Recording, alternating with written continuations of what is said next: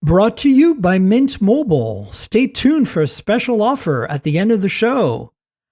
Hi, and welcome to the Mobile Tech Podcast. I'm your host, Miriam Joar, and today is Wednesday, November 8th, 2023.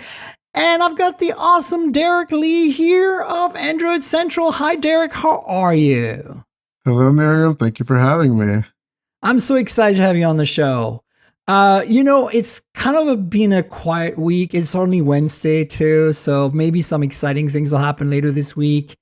But look, there is a bunch of stuff out there. It's going to be kind of a chill podcast. I want to talk with you about the M3 Max. The reviews are coming out, so we're starting to see benchmarks and stuff. I want to talk with you about the massive amount of S24 series Galaxy flagship rumors and leaks we're starting to see, which, makes sense. We're 2 months away from a supposed launch. And then, I'm kind of puzzled by what Realme is doing. Yeah, fingers crossed. Kind of puzzled by what Realme is doing with this new leaking all over the place GT5 Pro, because until now, they really haven't done anything, at least based on what we know, as fancy as that. So, Yeah. So what are your thoughts on the M3 so far? Well, I mean, to be honest, I would say so a little background on me. I used to be a film major. I'd say before and after that, I was mainly a Windows person. But when I went to school, studying film, I was like, all right, I guess I'll switch to a Mac. I've never been a big fan of Macs. I've never paid too much close attention to Apple when it comes to their computers until the M stuff started coming out. It's hard to avoid the elephant in the room, right? It really is, because, especially since they switched from Intel, and just seeing all these benchmarks, seeing all these how well they perform, it's like, wow, should I switch back? Is it time to make that switch? And seeing these M3 MacBook Pros, it's so tempting. And especially for me, because I'm looking for a new computer right now. Oh, and you can't wait for the X Elite computers, because I know it's going to be a little while, right, before they show up. I think so. And I love Microsoft Surface computers, and I've been looking at the Surface Laptop Studio 2, but I'm also like, should I get this? Should I get something else? Should I wait for the X Elite? Now I don't know. And then these M3 MacBooks come, and I'm just like, all right, well, is it time for me to switch back to a MacBook Pro? Me, the managing editor of Android Central, I know.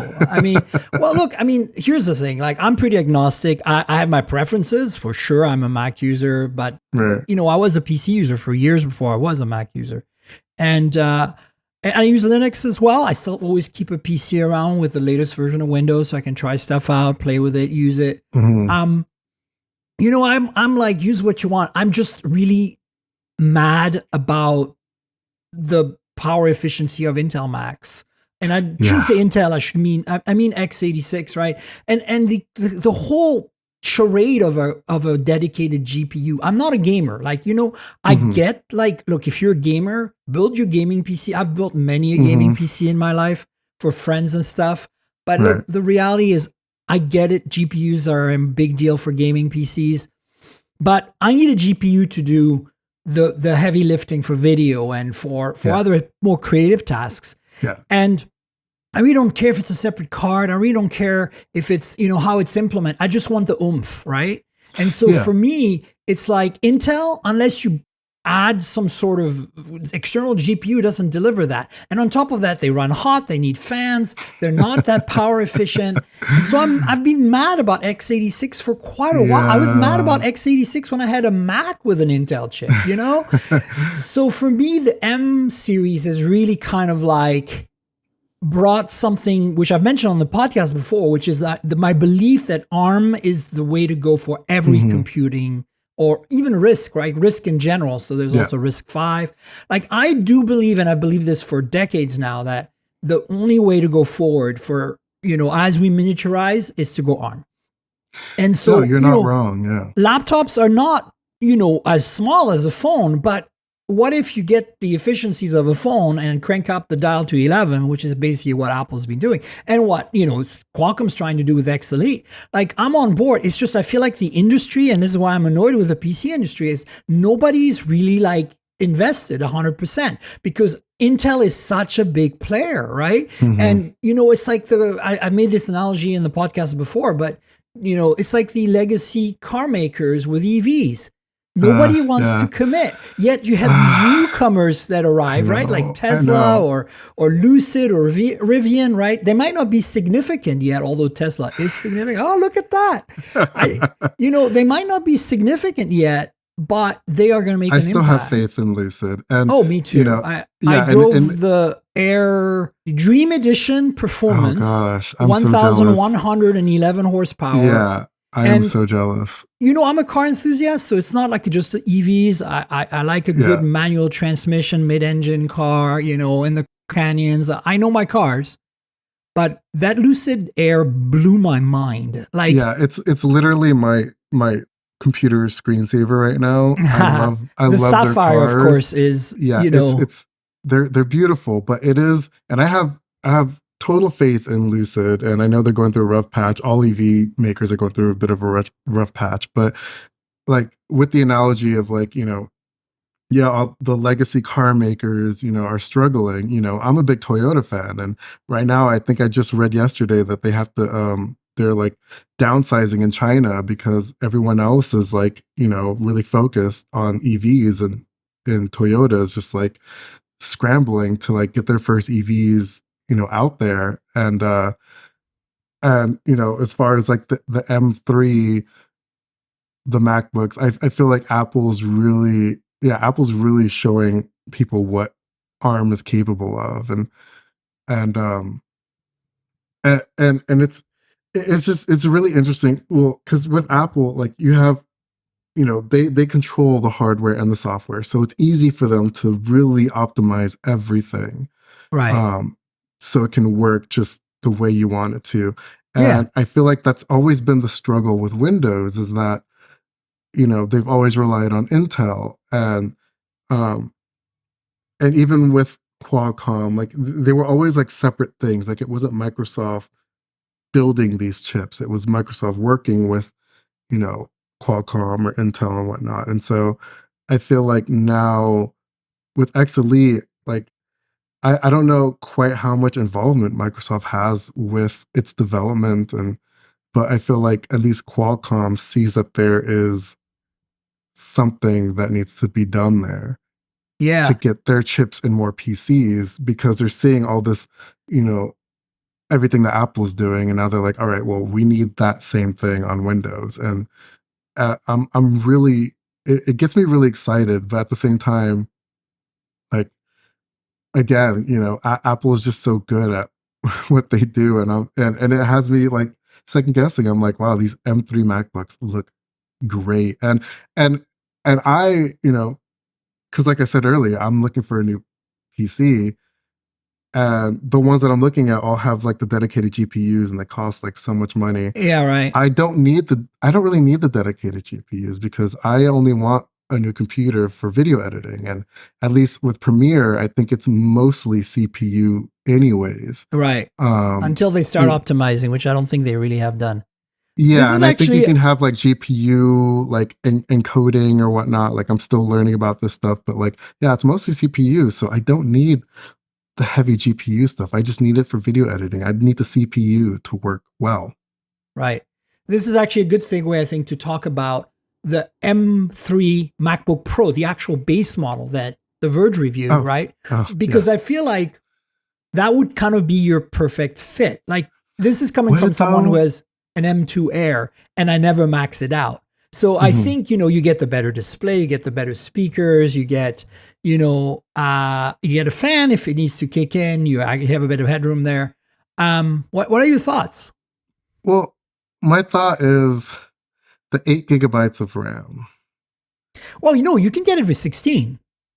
Yeah, but I think it's more so the price. Like like the fact that Apple is even starting this at 8 GB of RAM, I feel like is a bit. It's ridiculous. 100%. It is a bit ridiculous. Like it's kind of like with smartphones now. You know, I think we're kind of past the point of 128 GB of storage. Like we should start at least 256 now. Yeah.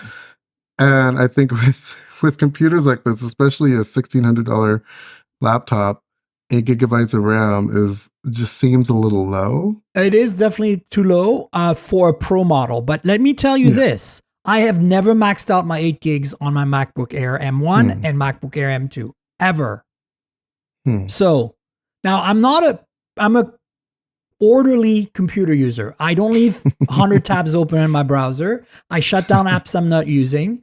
So I'm a little bit more anal retentive than the average person. So if you're the same, 8 gigs will be fine. Now, here's my thought. Like if you're going to spend, if budget is the issue, then don't buy a MacBook Pro, buy a MacBook Air M2 or M3 when it comes out and get it with 16. That difference in price of the 16 will be putting you in Pro territory. But trust me, you don't really need more than that. And the displays on the Airs are pretty damn good too. So I think the base Pro for me, I would only recommend to get it with 16 because a Pro should have a little more RAM. Right. And as such, it puts it up in price. So I would say to people, only get the Pro, the base Pro, if you want the better display. Like the 120 hertz is real. The XDR display, the fact that you can do HDR is real. Right. Those are features that you cannot get on Air. But other than that, honestly, I mean, once an Air M3 comes out, like it's going to be a wash. That'll be hot. You get a fan though on the Pro. So if you do ramp up, like if you're rendering in Final Cut, and it starts cranking up the cores and the GPUs, if it's doing the GPU support, I think you'll want the fan. But honestly, my MacBook Air M2, even when it's rendering, like because it's using all the custom silicon for that, it doesn't really get that hot. You can render on battery life. Can you imagine that? Like the concept for a PC user that you can render all day long just on battery. You don't have to be plugged in. Like, so the point is that review to me, exemplifies two things, right? You've already talked about number one, too little RAM for a Pro model. But I do think people coming from the PC world do not understand what 8 gigs of RAM is giving them. Think of this as a smartphone. Okay. True. I mean, right? iPhones are very well, do very well with little RAM. Yeah. But that being said, it's Pro. Come on, Apple. Come on. Right? And then you want to charge me 200 more for 16? Come on. Exactly. Okay, no. Fair. So that's number one. Number two, though, it's really interesting that the benchmarks show that this M3 is, pretty damn solid. You don't even, I would say that other than the RAM, if you're a Pro user and you want that display, you don't necessarily need to go to the M3 Max or M3 Pro. I'd probably start with the Pro, right? Because those chips are insane. I'm also going to link to the Engadget review, which covered both the 14-inch, M3 and then the 16-inch M3 Max, which is like the workstation grade. And the benchmarks they're getting on this are just ridiculous, right? Now it's expensive because you're getting the best, right? Yeah. I will say though that there was one thing that I saw. I saw an article kind of comparing the M3 and the X Elite, the X Elite chip, and I think as far as the base M3, it looks like the X Elite is quite a bit better. Yeah, the X Elite in a 23 watt configuration, I think comes beats it, and then comes close to the M3 Pro, and then the X Elite in the 80 watt, which is the bigger fan, faster chips, clock, whatever.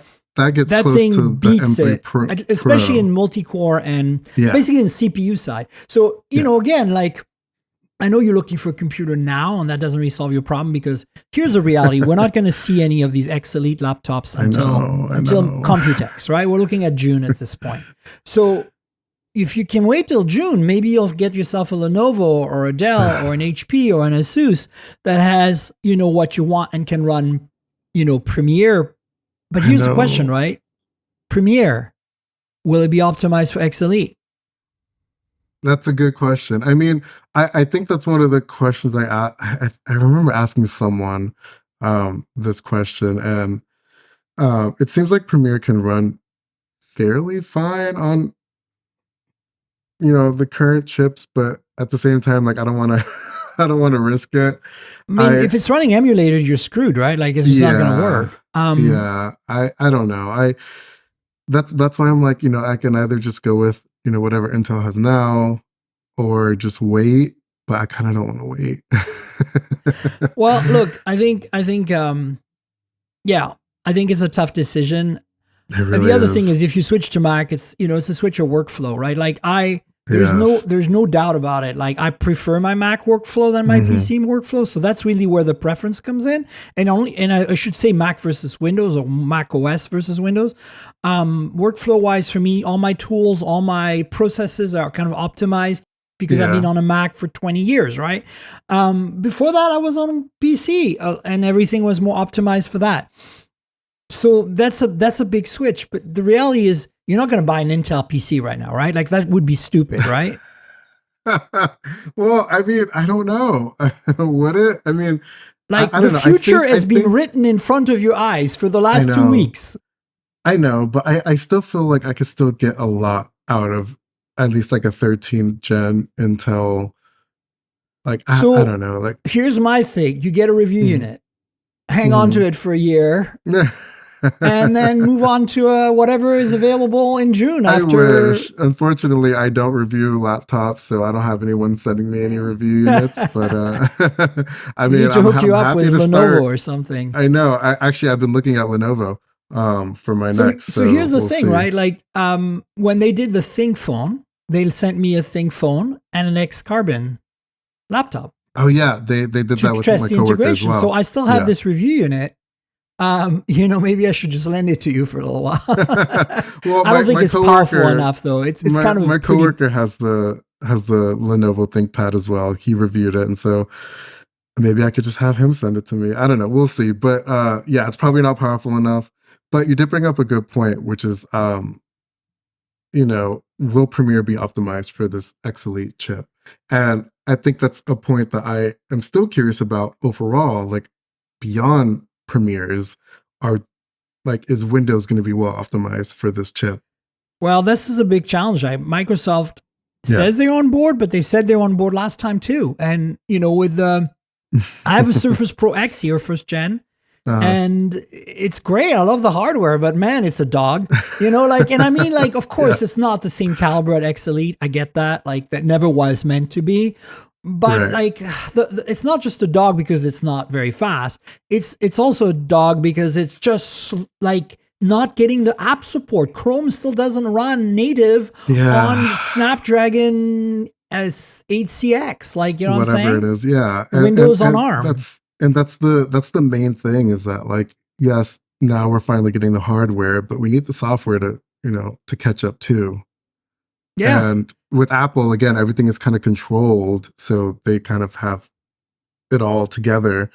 Now we're just, with Windows, it's all these disparate parts that are coming together. And hopefully Microsoft can, get developers and apps on board with Well, I think supporting this the chip. problem And is going back to my EV analogy is it's a systematic problem. It's not a mhm, problem of Microsoft themselves, Qualcomm themselves, and the Intel themselves and the PC manufacturers themselves.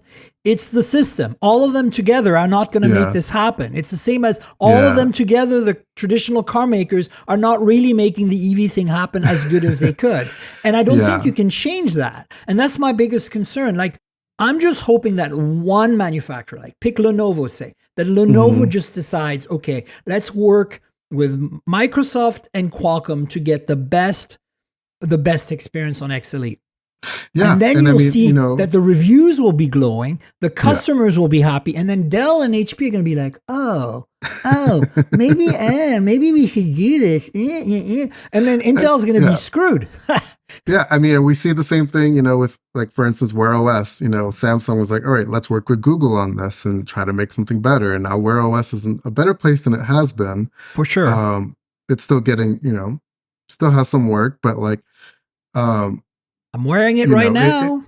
Yeah, I got the Galaxy Watch 5. But Whee! yeah, it's in such a better place because Samsung was like, all right, let's come in and help Google fix this. And that definitely needs to happen with Windows. It's just a matter of who's going to do it. So let's hope. In the meantime, there's also iMac reviews, iMac M3, and I'm a little butthurt by this one because Why? look, I'm an iMac user. I'm right now using an Intel iMac for this. I have, of course, my MacBook Air is what I use the most because I'm always on the road. But when I'm in my office, it's just nice to have the bigger screen. And I don't like the idea of plugging my laptop and closing the lid and all of that. So I was looking forward to them finally announcing a larger screen iMac because 24 inches is just not big enough for me. Like Really? I would have been all over the M1 iMac when it came out. And a lot of people are like, why did you buy another, like a monitor or something? You don't understand. In the same way as that tight integration of software and hardware, having an iMac, if you're like not needing to upgrade anything, you just want to plug a bunch of Thunderbolt drives in the back and have a wireless keyboard and mouse and the built-in webcam and all the goodness, it's amazing. It's an amazing experience. That's really all you need. If you're not that person, I don't blame you, but right now I can't get something to replace this crappy now because it's old, 27-inch iMac. Yet this iMac has a 5K beautiful display that still works perfectly. I feel bad putting this in the recycling bin or what else I'm going to use it for. Like, you know what I'm saying? So I mean, is it 24 inches? Is it really that like too small for you? 24 to 27. It's 3, like when you're, inches, like, come on. It's the point I'm making is, no, I get it. Yeah. Like, look, I'm not a size queen, but I need at least, I was hoping they'd go to 30 maybe or something. Right. But look, it's not happening. The Verge has had an interview with someone who was very clear at Apple. It's not happening. So my choice is, I'm in a dilemma too. So I'm trying to point out to you. And my dilemma is, do I keep this iMac and gut it? Like there's kits you can buy online that let you open it up. You remove the motherboard, you put a little board in there. That board gives you HDMI and DisplayPort support and turns the actual beautiful, this is a high-end LG 5K panel. It's covered in glass. It's gorgeous, right? Like it turns that into a really high-quality monitor. Nice. So, maybe I do that. And then because it's like $200 on eBay plus a bit of, I've opened stuff up. It's not unusual for me to tinker with hardware. So I could do that and then buy a Mac Mini. Right now M2 or M2 Pro, or buy a Mac Mini M3 when it comes out. Because the Mac Mini is a beast. That thing is unbelievably fast. So I'd get that with maybe 16 gigs, right? And then we're looking at about the same price. Like, here's what you have to know, Derek. I spent $1,700, maybe more, $1,800 on this iMac in 2017. Right? So I'm looking at spending, this is a business expense. I'm looking at spending the same amount. I don't want to go to, right now, if I got a studio display from Apple, the 27-inch display, it's like $15.99. And then if I buy a Mac Mini that I want with the specs that I want, it's about $7.99. Yeah. So I'm looking at like $2,400. I don't want to spend $2,400, especially because the monitor is like, it's running iOS internally, right? That's because it's got a webcam and it's got like, speakers built in and stuff. It's like the last thing I want is a monitor that I need to update firmware on. Okay, like I am drawing the line. A monitor should be a dumb device. Okay, so here's my question. My question becomes: do I buy an iMac, and say screw it, like 3 inches smaller, but I get this incredible performance and this super slick all-in-one integration, and I would buy the highest end one, like the 16 gig 512 or something, or hear me out, I buy some sort of LG 5K 27-inch really high-end monitor with the same panel as my iMac, since LG makes the panel. LG has a monitor that's on sale on Amazon for about $950, $960. That is really nice, has a built-in webcam and built-in speakers, but it's not smart. It doesn't have any kind of like, I'm sure there's firmware for it, but it's not like, like Apple, where they update the firmware on the display every other day. And I buy a Mac Mini, right? And then I'm in my $1,700 range again.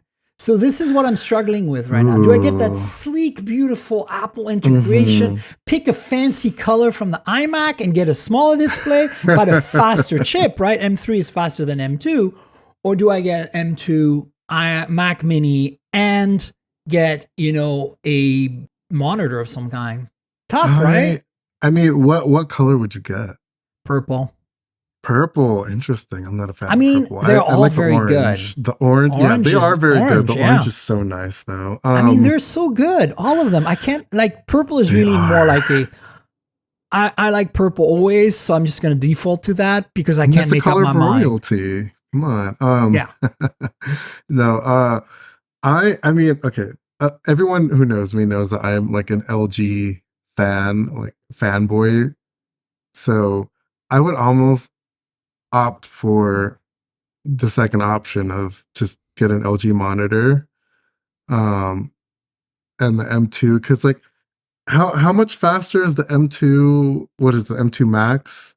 It's a little faster than the M3 regular, but it's close. Like the problem is the M2 Mac Mini gets really expensive, so I'm trying to stay with the M2 right now. If I were to go Mac Mini, it'd be M2. Just like M2. I get that's right now. The iMac is very attractive to me because even though I lose some screen size, it's still a faster chip, so I'm more bulletproof for another 2-3 years. How much faster? Maybe 1.2 times, 1.3 times faster. It's not a huge difference. I mean, but because like it's like one but thing I'm more that likely I'm always trying to think about is like how much more power do you need? Right. The thing is, you have to keep in mind, I'm more likely to keep the Mac Mini for more years. Right. So if I go to a Mac Mini, I'm probably better off buying an M2 Pro, and then we're starting to get really expensive. So I'm trying to be a cheap bitch. Okay. Well, I get it, because this is why, like, over the past several years, I've been trying to buy a new laptop, and every time I'm like, okay, there's one that I like, but I'm like, but I could get this cheaper. Especially now with like the Surface Laptop Studio 2, that thing is way too expensive for what you get for it. And I'm also trying to be a cheap bitch, which is why I'm now looking at Lenovo, because I can get like more RAM and whatnot for like a third, like 2/3 of the cost. But that's a hard one, because I feel that's like what I'm saying. It's like I feel like Apple supports their hardware well enough to where it won't matter. I've got the Macs that are still running, like that are 10 years old, no problem. Like they're not my main Macs. I use them for like home entertainment. I connect to my projector and stuff. Theo uses a second MacBook Air, an older one, for playing games, just to play games, like casual games, like Civilization and this kind of stuff. I feel like Apple supports their hardware well enough to where getting an M2, like I feel like it shouldn't be a problem. Might be okay. Yeah. So anyway, I'll let you know in the same way as you're struggling. I'll let you know, and the audience, I'll let you all know, and keep an eye on Derrek. We'll share the social media handles, and Derrek will let us all know hopefully what he decides to get. I know, because I think I'm gonna pull the trigger probably this month. It's my anniversary this month, so that's going to be my gift to myself. Right on. Very nice. So basically, I'll put up the reviews. The iMac M3 review is from TechCrunch. Brian Heater's a good friend of mine. Good stuff. All these reviews are pretty solid. Check them out, folks. They'll all be in the show notes. I think the M3 is cranking up things a notch in a way that's very interesting. And I think that the only faux pas in all of this, there's two, and that's the 8 gigs entry level, MacBook Pro here. Come on, Apple. And the iMac being only available in one screen size. Let's talk about some other stuff. Dimensity 9300, MediaTek just announced a competitor to the Snapdragon 8 Gen 3. Yes, they did. So what's your take? Well, like you saw it, are you obviously we're not going to see devices in the US anytime soon. I've got the 9200 from last year in the Xiaomi 13T Pro that I'm currently reviewing. Let me see if I can pull that out for the Patreons who are watching the video here. There it is. This is the 13. It's got Leica branding on it. This is not the 14. So it's already been eclipsed. This came out early October and it's already been eclipsed. It's like, what the hell?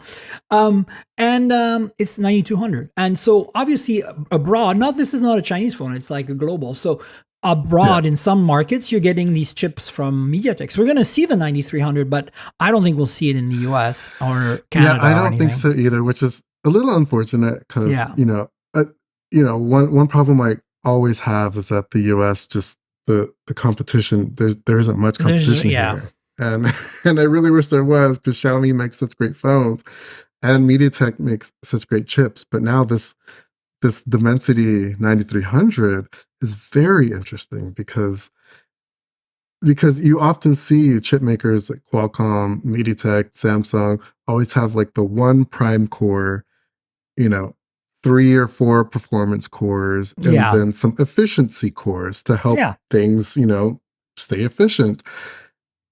MediaTek is just like, no, we're just going to give you 4 prime cores and 4 performance cores, and screw the efficiency cores. We don't need those.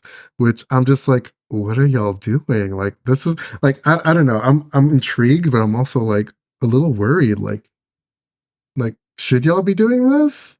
I think this is the way we're going. This is a good question you're asking. My take is that it's the same as what we've seen Apple do on the M3 actually, and then X Elite as well.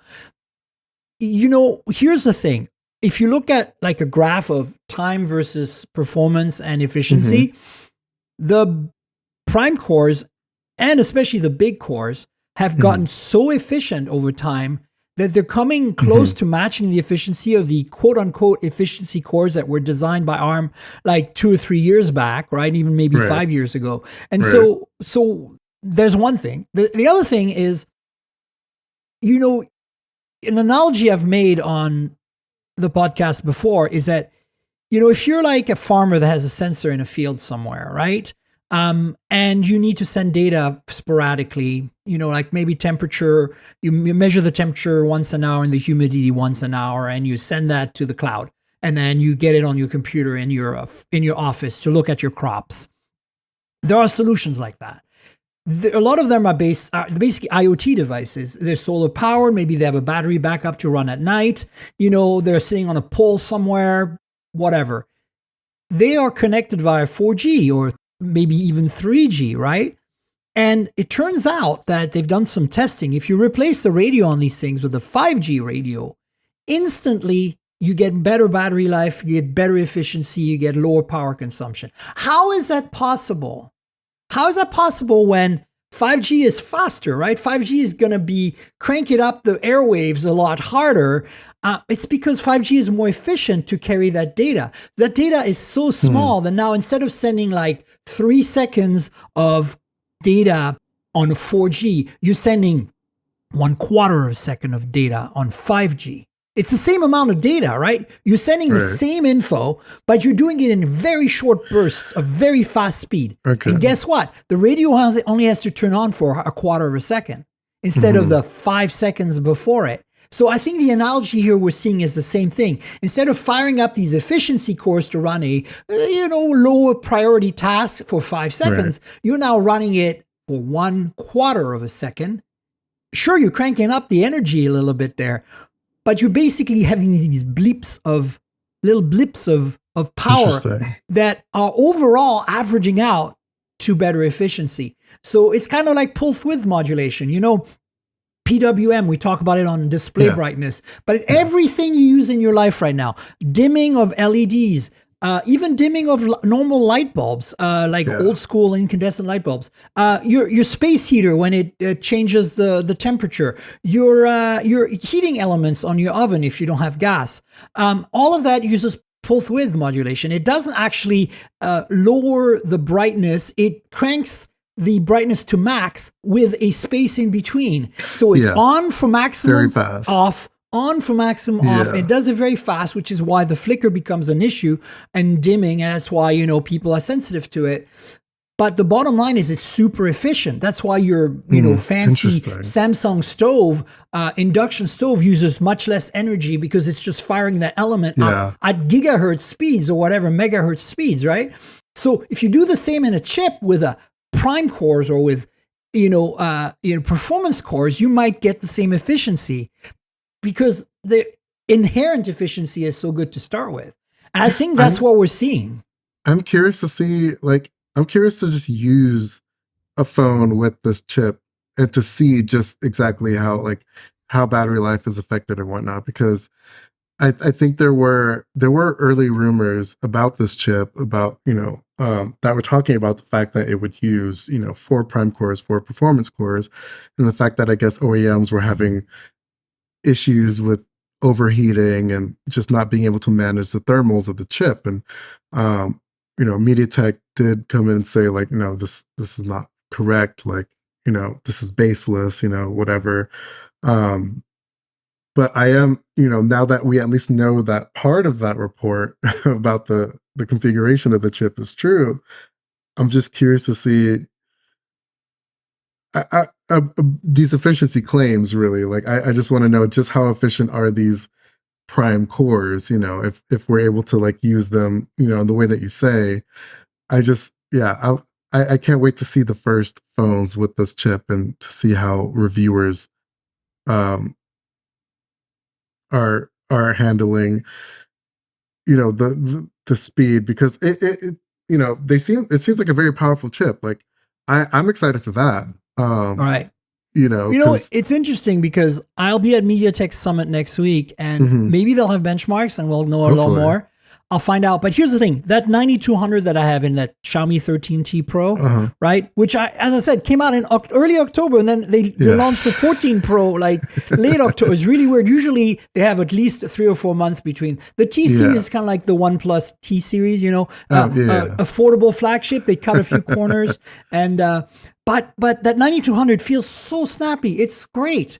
Like, Right. I don't feel like this is handicapped by having the 9200 versus, say, a Snapdragon 8 Gen 2. Even gaming is super rock solid on that phone. Right. So my point is that I think we'll be okay. MediaTek, it makes more on chips than anyone else. Like, every smart speaker, every almost pair of earbuds, every smart TV has a MediaTek chipset in it. Every, Amazon little twinkle that you buy has a freaking ARM chip by MediaTek. I just feel like this is such a novel approach, because we've seen even Qualcomm, stumble a bit, with the 8 Gen 1.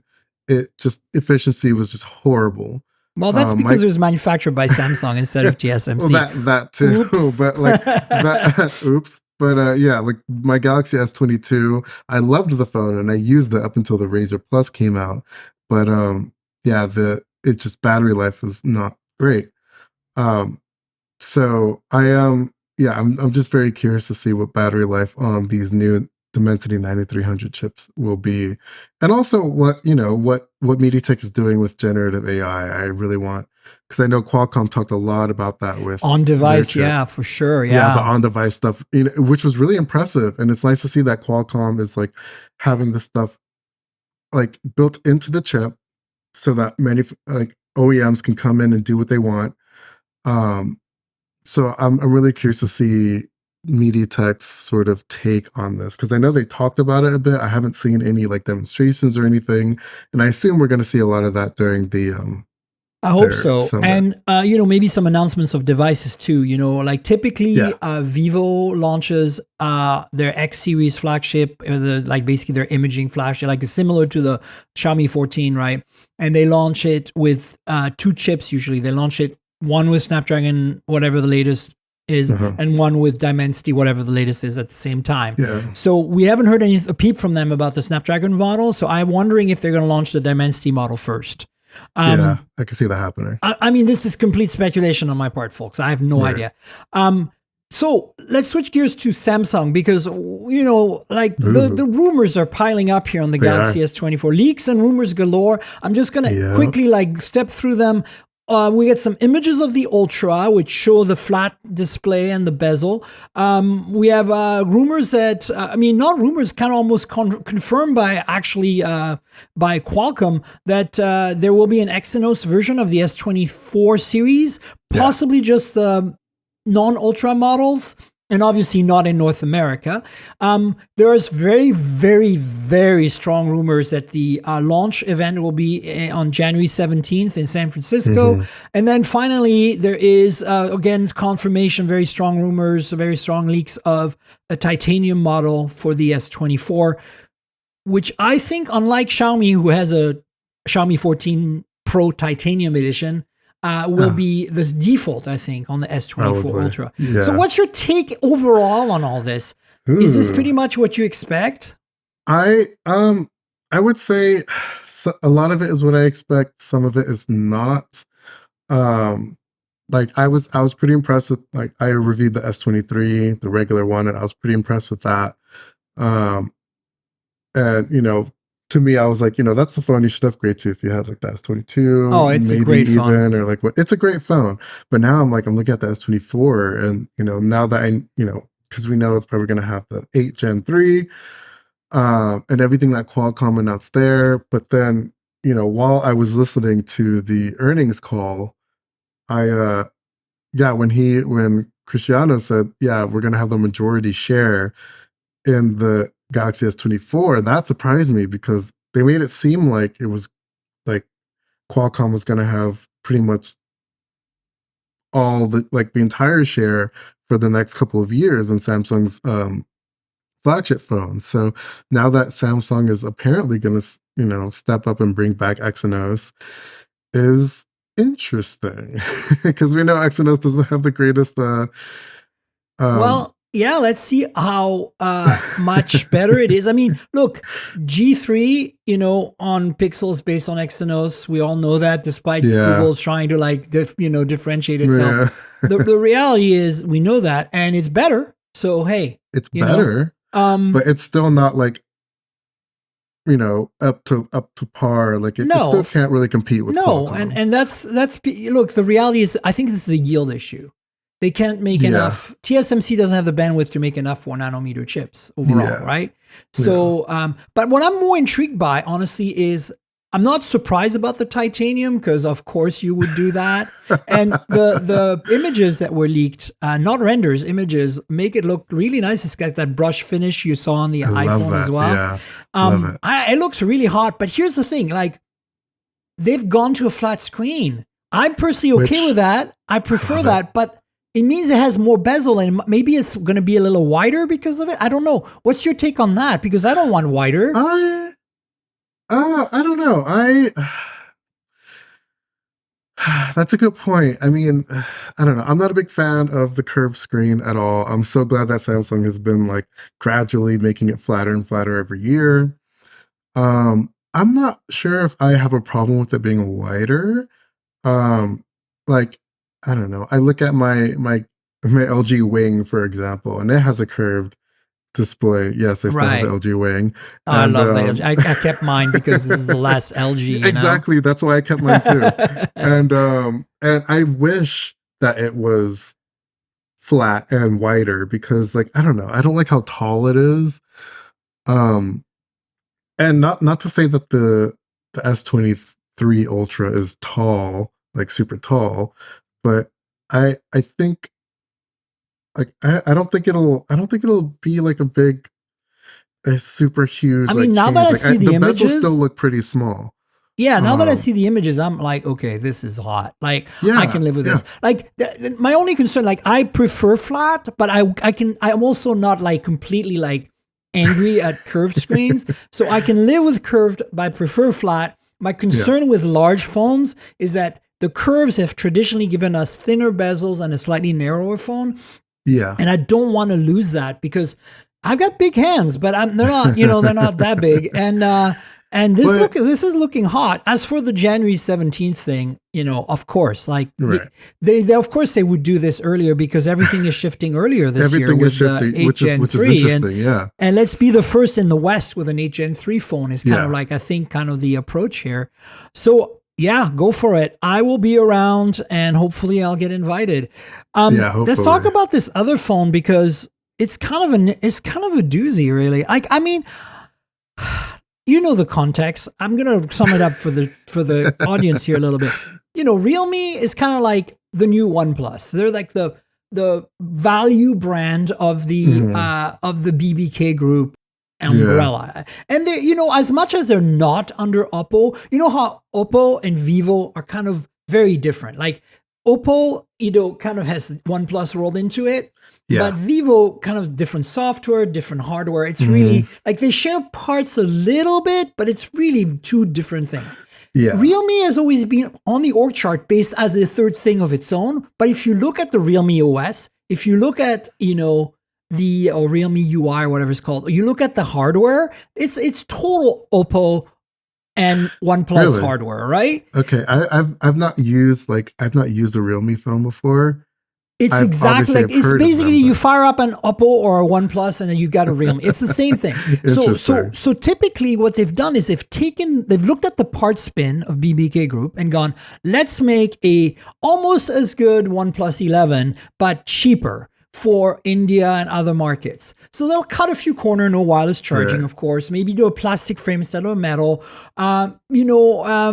Maybe it's like last year's cameras instead of this year's camera. You know what I'm saying? That's kind of been their MO. And it's good. Like you get solid, Yeah. affordable phones out of it. Yeah. And they always use the latest chips, which is nice. You don't get performance sacrifice. You might get last year's display and last year's cameras.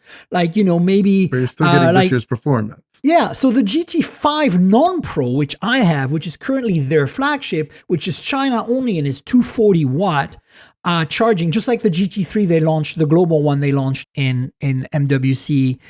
Super fast. That has an 8 Gen 2, right? And it has 240 watt. But to give you an idea, the display is like last year's display. It has an iMac 766, which is like last year's, kind of better flagship camera.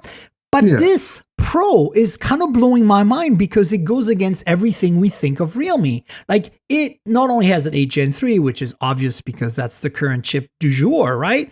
But then you look at it and it's got a 3000 nits display, something we're expecting to see on the OnePlus 12. And then it's got, like a crazy camera system with potentially a Litia sensor from the OnePlus Open. From the OnePlus Open, yeah. And it's just like, what? So I'm like, really? Like, can they go higher than 240 watt? That's the other question, right? Like, how can they add wireless charging maybe? That would be the first Realme with wireless charging. Has anyone announced anything higher than 240 watts? 260 on Techno. Oh, really? On Techno? Techno? They shipped it. Yeah, Techno, the brand that shares phone tech with Infinix. What phone did they ship with? You'll have to Google it. I don't know off the top of my head, but it's out there. Techno of all companies. That's so interesting. Techno is pushing the envelope with the folding phones and stuff. I know Techno's They're the rising doing the star. thing. Yeah.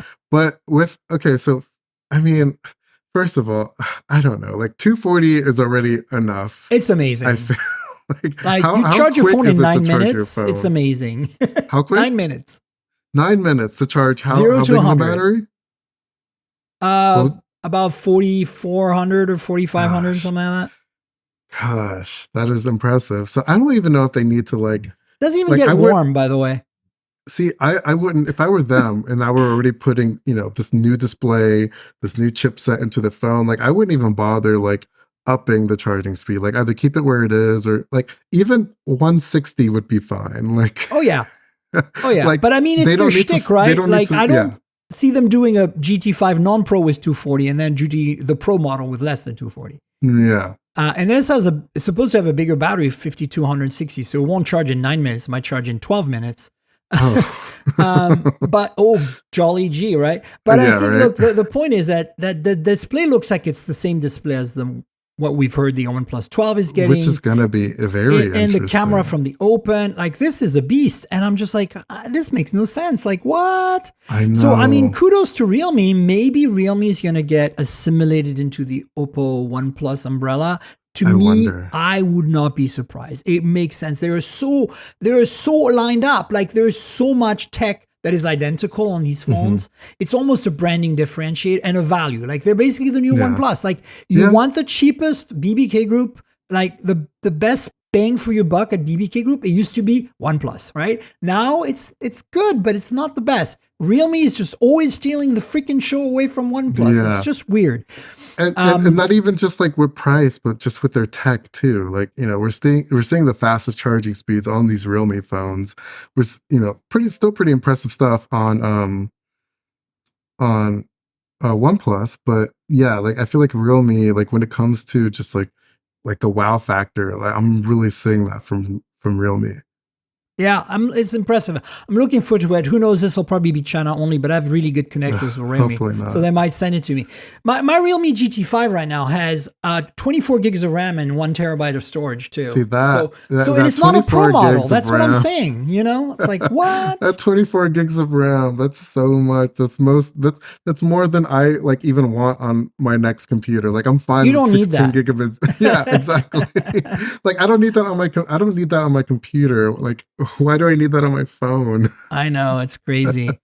The last thing I want to talk about is actually pretty cool because it is a Poco phone that just got announced, and I don't know how much you follow the Xiaomi budget brands. There's Redmi and Poco, right? Yeah. They're very similar. Poco is kind of more playful, more colors, more more kind of like bleeding edge tech in their approach to the marketing, whereas Redmi is more like, we're a value brand, but we don't cut corners. So like, to give you an example, back in the day, the Redmi Note series is always a delight. They're a mid-range phone with budget pricing, like $300-ish. Yeah. And imagine the same specs as a Xiaomi 14, right? Like 14, the flagship. But imagine you crank down the processor to like a mid-range processor, and then maybe you don't put an LTPO that refreshes all the way, like variable, like maybe you do the previous gen that does like 10 to and maybe you do like a slightly lesser camera. But I remember reviewing a Redmi Note 10 or something a while back, and it was basically 80% or 90% of the experience of using the flagship from Xiaomi at the time. I think at the time was the Xiaomi 11 or 12, and for half the price. Like, for instead of $699, I was like $349. And I was like, nobody needs more phone than this. And this is like 3 years ago. So Poco is like that, but Poco also makes really cheap phones. Like this is a $129 phone. Okay, I just got the price list. Yeah, that's so crazy cheap. Like so I look at couldn't the imagine a specs. phone like this in the US. Look at the price. specs and tell me what you think. Isn't this nuts? Yeah, like 90 hertz, 90 hertz display, IPS, 5,000 milliamp hour. Yeah, but 5,000 milliamp hour battery. It's got a 4G chipset. It's got a MediaTek Helio, right? The something. Helio is the only It's the only thing that's going to be a little iffy. But even the RAM, like the 6128 is 109 and it has micro SD.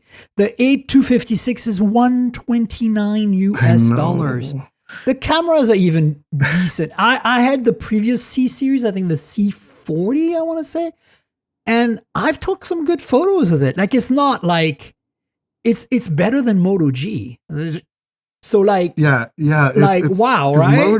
Moto is like our value brand here in the US. Yeah, for sure. I guess TCL, but like you would not find a TCL, they still specs. exist. Yeah, I guess they do. You would not find a phone with these specs in the US at this price. I mean, it's amazing. So I got one incoming. I asked for it because I was like, I got to try this. Nice. Like, I want to see what $109 phone delivers. Like, and hopefully I can take it with me to the MediaTek Summit. Since it is a MediaTek chip, it'll be great. Yeah. Because it should be arriving before that. Because I want to take some photos there, and then I'm gonna do a Twitter like poll. What do you think? What do you think of this photo? Give me, what was this taken with, or whatever. Because look, it's amazing. Look, it doesn't look bad either. It's like, it doesn't. It looks like a very. I love the blue too. It's a very nice blue. No, I would love to see if they could because obviously it's a 4G phone. I want to see if they can make like a 5G version. Well, they make Poco goes all the way. Like Poco goes all the way. They have flagships, right? They make 8 Gen 2 phones. It's just this phone in particular, like at 120, what is it, 129 or 149 for the highest end? Like, maybe 169 for a 5G version or something like that. Like that's still impressive. Yeah, like a Dimensity 900 or 800 or something. Yeah, something like that. Like that would be impressive. I've played with a lot of Poco phones over the years, and think of them as like the Xiaomi 13T that I just told you, the T Pro that I have, the 9200 Dimensity phone that I have in my pocket, or think of it as a OnePlus 10T. That's, kind of like what the higher end Pocos are like. It's like the Realmes, like basically, one trick pony, right? Like one feature is out of control, like the 240 watt, but in the past, they've always managed to kind of stay affordable flagship with not the greatest specs, which is why this, kind of going back to the Realme, this Pro model is kind of breaking the mold. Like if Poco made a Xiaomi 14 Poco branded, I'd be like, what? But they're always detuning. They're always detuning, right? So you expect that. But very few companies other than Moto go down to this price point and deliver a good experience. And that's why I'm pointing out. Even Moto starts to fall apart at that price, right? Like I reviewed the Moto G Pure last year or the year. I don't remember when it wasn't that good. The worst. And even this year, the Moto G Play was not great. And that was a 4G only phone, I think. Yeah. Motorola's non 5G phones are not great. And I mean, again, I think part of that has to do with, I think they use the Helio chip, and I'm not a big fan of the Helio chips. I think it's not just that, it's not optimized, because I've used phones with Helio chips that are really okay. Like the only thing that I think was going to save this phone, honestly, is it's got a 720p display, which, for that price, you're not going to complain. But that's the point. You're driving less pixels, right? Yeah. But in the Moto G world, that doesn't seem to improve the performance. Because I've played with Helio G chips that were driving 1080p OLEDs, like Infinix actually, and Techno have a bunch of those, and they're fine. They run really nice. Moto's phones, like with even just the 90 hertz or whatever, like running on the Helio, like just don't like it. It feels like it's a 60 hertz or lower. Like it's just not great. I think that they're messing up the software. They just don't care. Which is so interesting because their software is basically like it's so good. Android. I know. What the hell? Oh man, crazy stuff. Listen, we should wrap up. Do you want to tell folks where they can find you on the internet, like what your social media handles are, and tell them about what you do at Android Central? So I am the managing editor at Android Central. So, but I do write as well. So I'm like, I'm going over everything, but I write reviews for phones, smartwatches, sometimes smart scales. I'm also, what else am I doing?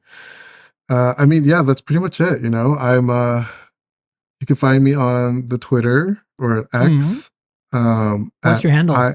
I am Derrek Lee. So that's I am DERREKLEE. That's also my Instagram if you want to follow me there. You do Threads? I'm on Threads as well, so it's the same. Same throughout all three. I am Derrek Lee. But that's pretty much where you can find me. I don't know. What am I doing? That's good. I'm just That's working. what we need. Android Central, and Android let's Central, find you on social. You can find me there. Great. Well, folks, you know where to find me on the internet. I'm at Tankgirl. That's TNKGRL, just like the comic book character. Drop the vowels and you get my handle on Twitter/X, Threads, Insta, Blue Sky, which is primarily where I'm at. So check it out. If you want to chat with me and Derrek, find us on probably X.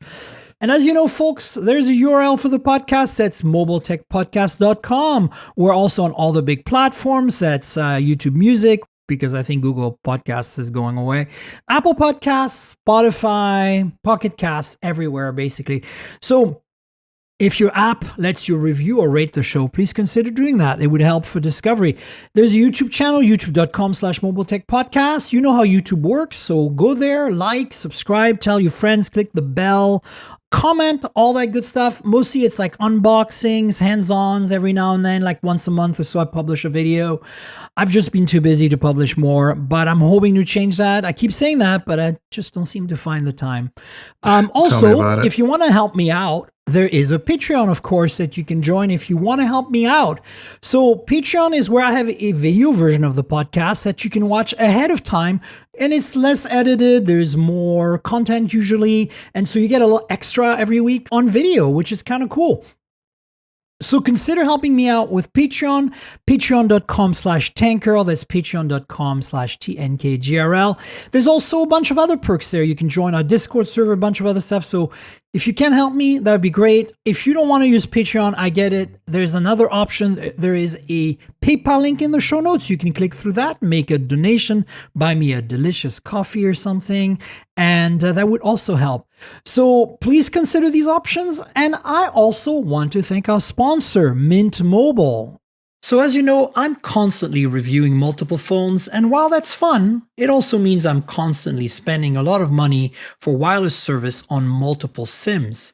That's where Mint Mobile comes in, and that's who I'm partnering with for today's podcast. If you also want to save money on your wireless service, switch to Mint Mobile. As tech-savvy early adopters, you've probably heard of Mint Mobile before, but let me quickly tell you how awesome their service is. Mint Mobile offers premium wireless for as low as $15 a month, and you don't have to sacrifice any coverage, speed, or data. They're built on the nation's largest 5G network. They keep costs low because they sell direct to you online. They cut out the retail stores and salespeople. Why should you pay more than you have to for access to the same network? In my experience testing phones, Mint Mobile delivers the same data speeds and call quality as the big three for a fraction of the cost. Switching to Mint is super easy. Thanks to their eSIMs, you can sign up and activate immediately right on your phone from the comfort of your home. No more standing around and waiting in line at a big wireless store. You can keep your current device and phone number and easily switch services. And if your phone isn't eSIM compatible, Mint will ship you a new SIM free of charge.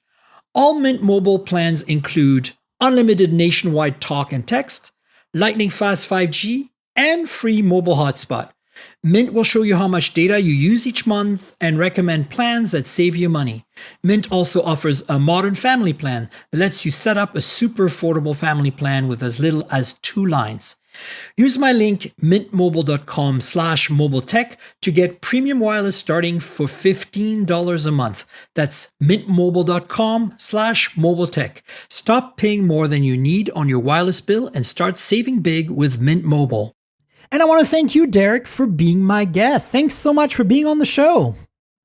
Yeah, thank you so much for having me. I really enjoyed it.